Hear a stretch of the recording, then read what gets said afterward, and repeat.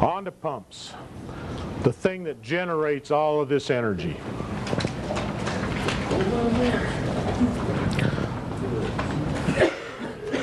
Oh, we got to do some beautiful pictures now.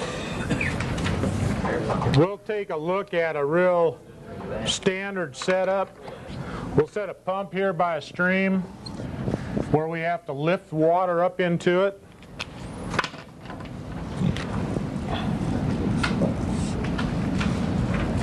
Discharge that down in a pipe, send it out. We'll do something real simple. We'll just put it out a single sprinkler out here somewhere.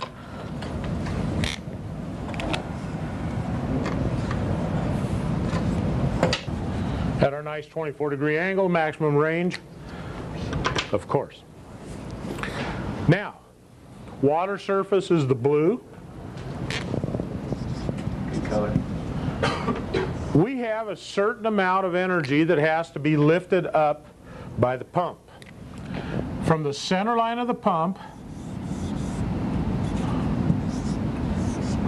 to the water surface is a thing that we call static suction lift. Centrifugal pumps can be set by the side of a pond or a stream and actually pull water, just like you can drink out of a cup with a soda straw. It can suck water up into itself, just like we can suck water out of a pop cup with a straw. That's called the suction lift. Now there's a limit on how high you can lift water.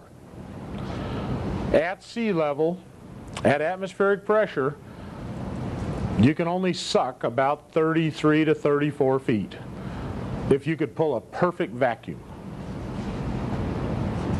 Well, pumps aren't perfect vacuum pumps that we use for irrigation. And most pumps can only lift water a maximum of about 25 feet. And many of them do way less than that. They're limited.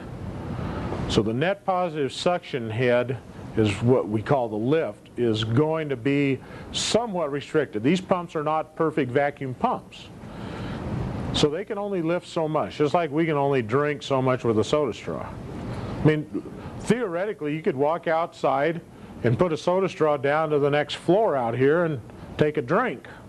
If you could suck hard enough, you'll get liquid to come up from down there.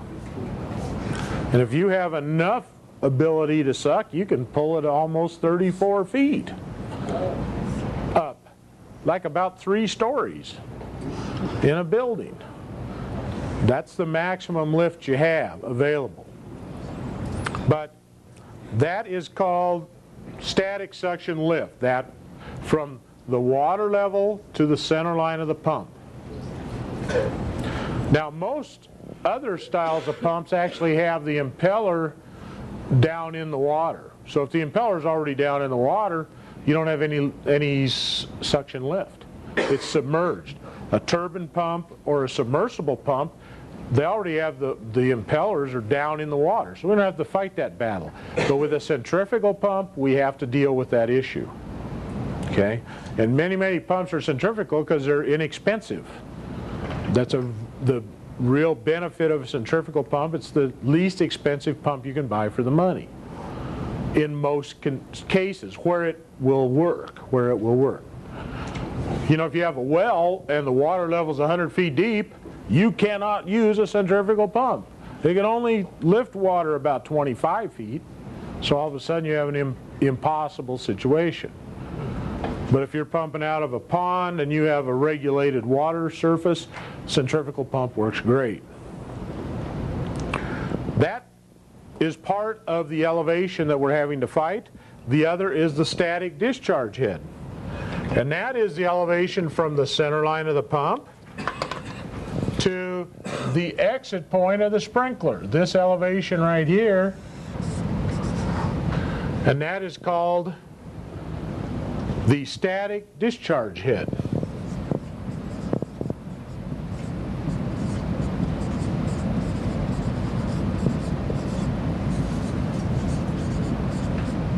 So the two of those together add up to be the total static head or total elevation that has to be overcome by the pump.